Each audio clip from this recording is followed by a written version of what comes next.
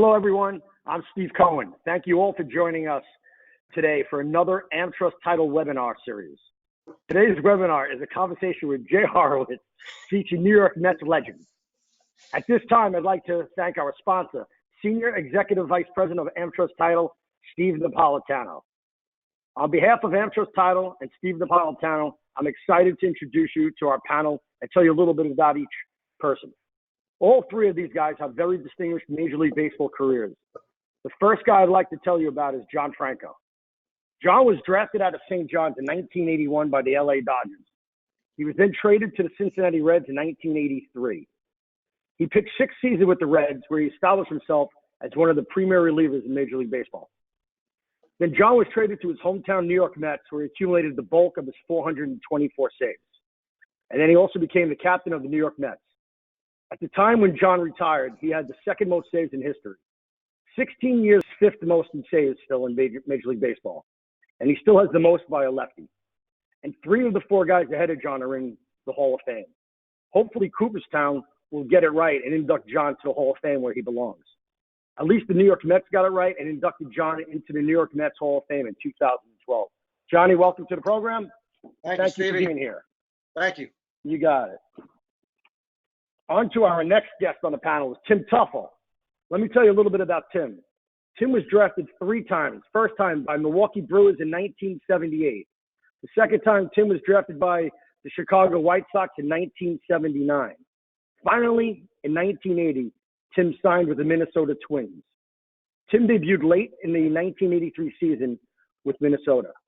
In his first full season, Tim had a solid year and placed 4th in the AL Rookie of the Year. He placed 2 places ahead of a young right-hander pitcher named Roger Clemens. In the winter of '85, Timmy was then traded to the New York Mets, where he became an integral part of the 1986 World Champions. Tim then went on to San Diego in 1991, and he finished out his 11-year career. Currently, Tim is a coach and an ambassador in the New York Mets organization. Tim, thanks for being here with us today. Hey, it's great to be here, Stevie. Thank you. Great introduction. Thank you. I'm glad you like it. Now, on to our final panelist and the reason why we're here today. He's already laughing. Let me introduce you to Jay Horwitz and tell you a little bit about Jay's accomplishments. Jay is one of the most respected and loved people in the game of baseball. Jay has graduated from NYU with a degree in journalism and a master's in history. After they read this book, Jay, I think they'll be taking back the journalism degree. Jay started out working as a sports information director at NYU from 1969 to 1972. He then moved on to Fairleigh Dickinson University from 1972 to 1980. He then goes on a very awkward interview, and he lands the job with the New York Mets in 1980, and he just completed his 40th year for the New York Mets. Jay, congratulations on that. Jay is the author of the – you're welcome, Jay. Jay is the author of the best-selling book, Mr. Met, How a Sports-Mad Kid from Jersey Became Like Family to Generation of Big Leaguers. Johnny has it right there in the picture. And Jay is currently a vice president of alumni public relations and a team historian. Jay, thanks for being here as well today, and congratulations on your book. Thank you, sir. Jay, let me ask you first, what inspired you to write this book? A couple of things, Steve. I've always been able to laugh at myself, be the butt of some jokes, thanks to Johnny mostly. And I just wanted to get it all on paper, make some people laugh. The other thing, not that many people know, I was born blind in my right eye. My mother had German measles when she carried me. I had glaucoma. I had an artificial eye put in when I was 13. And I just thought, my days of modeling on GQ are over with. And I just wanted to let people know you don't have to be born perfectly. What are you laughing about, guys? I want to give maybe an inspiration to young people growing up. You don't have to be perfect to get along in this career. Another thing, I have a chapter on Shannon Ford, you guys know, and I want to pay tribute to her. She died of breast cancer a couple of years ago, and I didn't want to let people forget about her legacy. That's what it's always about, Stevie. Well, that's outstanding. We all know Shannon. We all love Shannon. And Jay, you did a tremendous amount for Shannon and her family. And I think everyone respects and appreciates how you are with people. And we all love you. And that is one of the things why we're here today. So thanks again. But Tough. Yeah, Let all me you ask you guys something. did. Tough. Let me ask you something. In '86, what was it like for Jay back then when there's no interns, not 1,000 people working for him? He goes and he has to take care of one of the craziest teams in baseball as the PR. How tough is that, and how much help did he give you? Well, you gotta understand. I came over from Minnesota, and we probably had 2 beat writers. And when you come to New York, that's a whole different animal as a player and as a coach. So I needed a lot of help because I was not used to the media. And Jay had his staff and the people he had worked with help us to try to figure out how to talk to the media, how to deal with the media, how to go on Kiner's Corner, how to do, how to put the microphone in the right place, how to talk to Ralph and all that. So he was invaluable for me, especially coming up, with in a situation where all of a sudden there's 50 writers instead of 2 writers. And then you got TV interviews, which we didn't have very many TV interviews in Minnesota as well. So it was a whole media blitz that a player has to deal with. And Jay was outstanding. He'd grab you over. He knew we were all rookies at it, whether you came up from Tidewater, through the Met system, or you came in from another organization.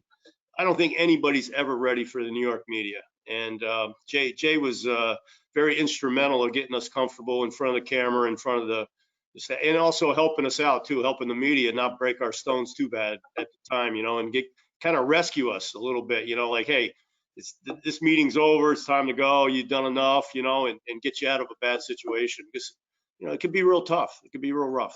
Yeah, I remember Jay really helped out Isringhausen one time. I'm not going that way, Stevie.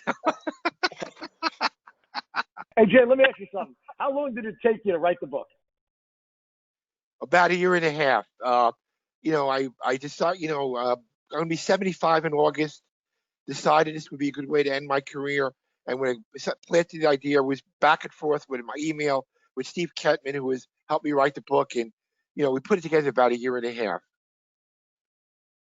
That's good. Hey, Johnny, let me ask you something.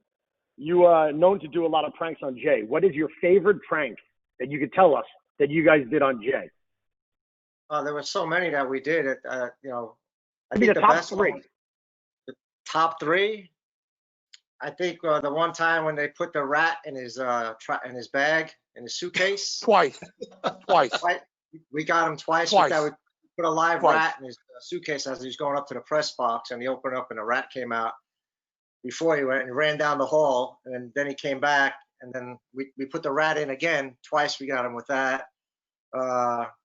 Couple of times, I think we put the eye black on his binoculars, and when he took the eye black off the binoculars, he looked like a raccoon. But the best one was Bobby Wine. Bobby Wine had I think it was at Los Angeles when we flew in, and we took a statue of a horse's head, and we put up in Jay's bed, and Bobby and a bunch of guys put a bunch of ketchup in the bed, and when Jay came in, he saw the horse's head in the bed with the blood. So. And then there was another time the guys, from what I understand, they filled his room up full of canaries, and they shut all the lights. And then when he opened up the lights in his room, all the canaries went flying around the room and everything. So that's what you heard? You weren't a part of it, right? That's what I heard. I wasn't part of it. That's right. Stevie, can I tell you my favorite one? It's St. Lucie. Yeah, let's hear it. St. Lucie, Johnny and Brett Saberhagen tied me up on a stretcher, put me on the pitcher's mound, put nuts on my chest, and ducks came down and ate off my chest. And he gave me a scissor. He said, you could get out. You had to flip the scissors from your left hand to the right hand, which I did, and I got out. That was my favorite one. It was so amazing that here is the most uncoordinated person I ever met. But they tied him up. We put him on a pitcher's mound on an angle, and we put breadcrumb and birdseed all over his chest, and the birds were coming down and taking food off of him. And they were spraying the hose on him. And we gave him a scissor, and we said, if you can get out on your own, get it. And he threw it from his left hand, and somehow or another he caught it with his right hand, and he cut himself out. It was one of the most, and we filmed the whole thing, and we played it on opening day during batting practice. It was amazing that he did that. But I will say this about Jay, just piggybacking what Tuff said earlier, there's a guy in baseball that I met over the 20 years that I played that cares more about the players and cares more about their families, and he's there to help the players.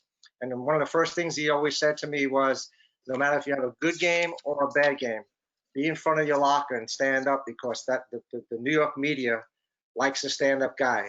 And so there were guys who played and had bad games and they walked away, and the media would really be hard on them. But the guys who stood in front of the locker and when they had a bad game, so he wanted you to be there all the time. And like Tuff said, he was 2 feet away. And if he felt that something was not right, asking the player, the press conference was over. Jay would find a way to stop it, and always protecting the players. And he would do anything for the families. And he's just a wonderful human being. Yeah. I know everybody feels that way about you. I think it's just great to be able to call Jay a friend. You know, you work with a lot of people in the game. Likewise. And you just, you know, some people you're passing, you don't get to hang out, or you don't get to talk a whole lot to, and they rub you the wrong way, or they're just not good people. But then you run across a guy like Jay, and it's awesome. So, Jay, always be a friend of yours. It's awesome. Yes, sir. You got it. And his staff too. You know, when Shannon was there working, and he had Chris Lightwell and Stella in his office. He had that little office at Shea State. I remember. Yeah, I remember. Then little Ethan came along, so his staff is always there to help the players, and that's very little staff. I was fortunate. Yeah, there's 2 people in the Mets organization that mean a lot to the players and mean the world. It would be Jay and Jimmy Plummer. Those are the 2 right there for me. 2 great people in the Mets organization. And this shows you how much the players we loved him and respected him enough and considered him one of us. We voted him a full share of our playoffs and World Series share because he was part of the guys. He was part of the team. We did the same thing. Yeah. Jay, this is the part where they ask for it back. I know. Jay, tell me about your driving. I read a lot in the book about your driving, man. Give me what really happened in spring training with your driving. Were you in a ditch and just left your car there? What happened was I would get newspapers at 4:30 in the morning. I'm not a great driver because of my eyesight. So I went up to the 7-Eleven right in the corner. I couldn't see the ditch. I drove my car into a ditch, and I couldn't get the damn thing out. I was burning the engine. So finally, I got up, left the car there. The people in the 7-Eleven were all laughing at me. So I walked back to the complex. I called poor Brian Small, our traveling circuit. Brian, I just drove my car into a freaking ditch, and I couldn't get out of the ditch. The other time in '83, George Bamberger, it was a winter, was having a heart attack. I had to drive him to the hospital. So I put my head out the window, ran over my glasses. Light snow's falling. So I drove to the hospital with my head out the window, trying to find my way to the hospital. And George never, ever would get in the car with me again. Thank God he didn't have a heart attack. He might have had a heart attack with you driving. No, I'm not exactly AJ Foyt, boys. I have one story with Jay, his driving. When I used to live in Staten Island, he used to come to my house a couple of times. And Jay, living in New Jersey, was 20 minutes away from my house. And I'll never forget that he came over, and I was explaining to him how to get back home, go over the bridge, the outer bridge, and just take the New Jersey Turnpike. And then I find out later that Jay left Staten Island, drove all the way back to Queens, to Shea Stadium, and then went home from Queens because he was familiar with that. The topper was, my doorbell rang late at night, or it was the security guards driving around the area, and they found a New Jersey license plate in my driveway. And I just so happened to think it was Jay's, and I went to the stadium, and it was Jay's. He said when he's backing up, he hit a tree, and the license plate came off. Johnny, I got to tell a story. Steve, that's just one story. One winter, I get a call from a photographer from the Daily News. He said, I heard from people that Johnny Franco was there in a murder in Brooklyn. Could you get him to make a statement? I need some help. I have to identify what happened. So I called Johnny that day. Johnny, do me a favor. I heard you saw a murder in Brooklyn. The guy from the News wants to talk to you about it. What do you think? You want? Crazy Crack times. himself up. It's crazy. I'm not sure what's funnier, the story or Jay's laughter from the story. He's reliving it. He's right there again. Hey Jay, that let me was a ask you a funny day. question. Yes, sir. Yeah, Yes, sir. you in your 40 years, you worked for a ton of managers. We'll just name a few. Buddy Harrelson, sir. Bobby V, Davey Johnson, Willie Randolph, Joe Torre, Bamberger, TC, Dallas, Frank Howard, Torborg, Cubby. There's a couple more. Who was the I don't want to say who's your favorite, but who was like maybe the easiest one to work with? Well, Steve, I don't want to say anything bad about it. Let me just say, can I rephrase the question this way? I owe a great deal of gratitude to Joe Torre. He was my first manager in 1980. I was 33 years old, coming out of college. Joe told me always liked to be in the major leagues. On a first road trip to Montreal, he took me to this library shape. No, it wasn't the Shapery. Excuse me, to a tie store on St. Catherine Street. And that was I apologize.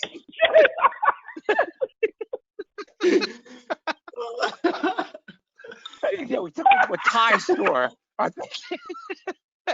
And he bought me 7 of the ugliest ties. I had to wear them every day. I'm sorry. The host is losing it. I'm speechless right now. I don't know what to say. Keep your ring. You need a follow-up question. Jay. One memory, Frank Howard. I was with Frank the day he got fired. We went out to a pizzeria. He ate the whole pizza by himself. Wow. But a lot of good managers. Terry, Bobby V, Willie, all good guys. Yeah. Oh my God. Hey Johnny, remember I remember one story when I came out in spring training. You had Jay take the bat, spin around 10 times. You had a couple of people do it. And when everyone spins around 10 times and runs the baseline, normally they fall over. When Jay did it, it made him run straighter. It almost corrected his problem. Yeah, I think so.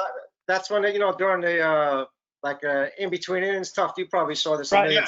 So, where they take the bat and you spin around. And we all were doing it. And every time we did it, we would get dizzy and fall to the left, fall to the right. So Jay said, let me try it. Jay did it and just ran a straight line. And we were like, unbelievable. Guy that we thought could do it, did it and made us all look stupid because the way he did it was this. It had no effects on him. Hey Jay, who was the best? What was the best writer you've ever dealt with? A lot of good. The guy I really probably is closest to is, I think you guys know, is Dan Castellano. He wrote for the New York Star Ledger. Dan's living in Florida now. Dan was one of the guys when I first started.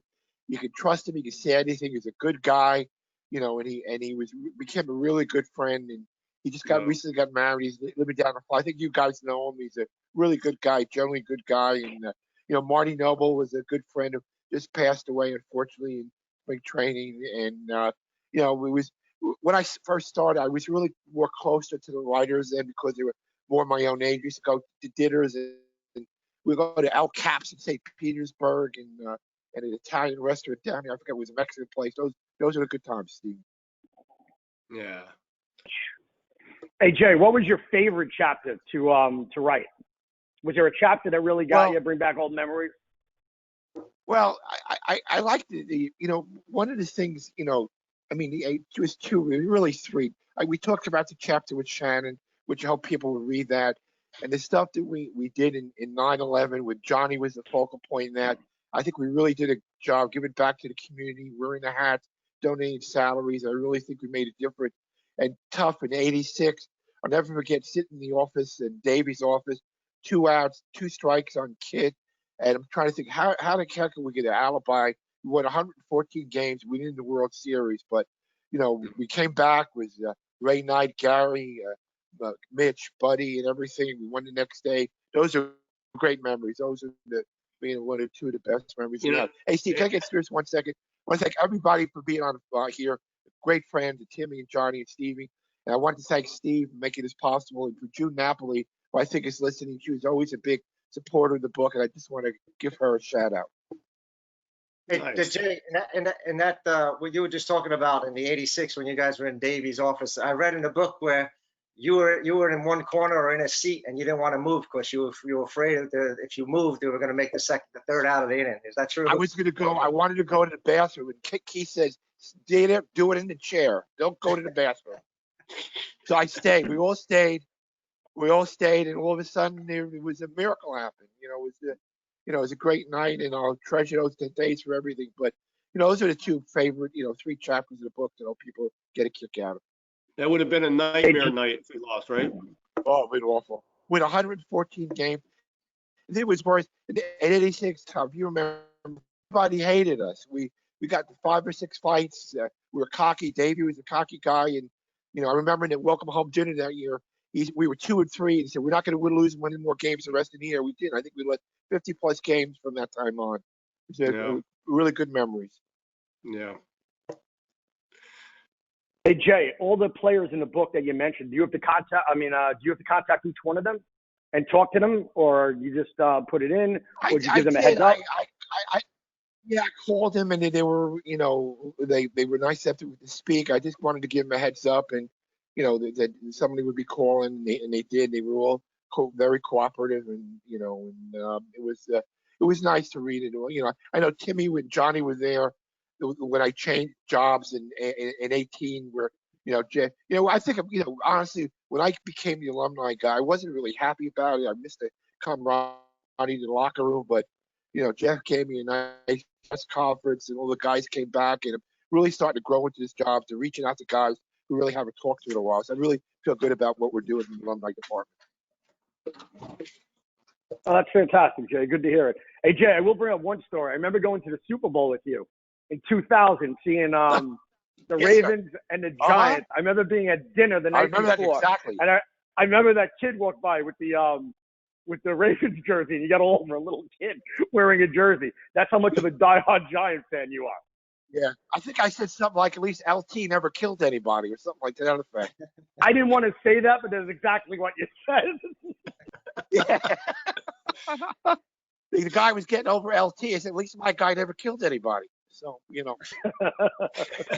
Hey, Jay, let me ask you something. Where is this book available for people to go out and buy it? Amazon and Barnes and Noble. And every Sunday, I sell them in front of my house in the driveway. Just kidding. Is that next to the lemonade? We have lemonade and Twinkies and Yoo-Hoo in my book, and it's for $31 for the package. And make sure you go to his driveway because he gets lost from his driveway to his house. I do. That's what I don't wander. I stay home. What's nice, Jay? We definitely believe that. That's the nice thing, Jay. You don't have to wear a tie no more. No more. You don't have to worry about it getting all dirty with lunch or anything like that. Well, we can always tell what I ate from my tie, You're awesome. awesome. I know I speak for Johnny and Tim. Yeah. Jay, what's the hardest part about switching jobs for you from being a PR guy to alumni? Honestly, I like to travel, the camaraderie in the locker room, the relationships, every relationship, being with the players and the writers. That's the part I miss. But you know what? I've gotten used to it now. Now I pet my cats every afternoon, so I'm good. Okay. Cool. Nice. Jay, I know I speak for Timmy and I speak for Johnny when I say we really do love you. We wanted to do this with you to help you. We all love the book. We love you, and we thank you. You guys are good friends. I appreciate you again. I wanted to say thanks for Steve to make it all possible. Hey. All right, guys. We're going to wrap it up. I want to thank Johnny, Tim, especially Jay, and I want to thank Steve Napolitano of AmTrust Title, and I'd like to thank everybody for joining us and watching today. Thank you all very much. All right, thank you, guys. Appreciate it. Hey, Jay. Thank you, guys. See you guys. Thanks, Ted. Take care. See you, Johnny. Bye. Steve, Johnny, thank you. Stevie, see ya.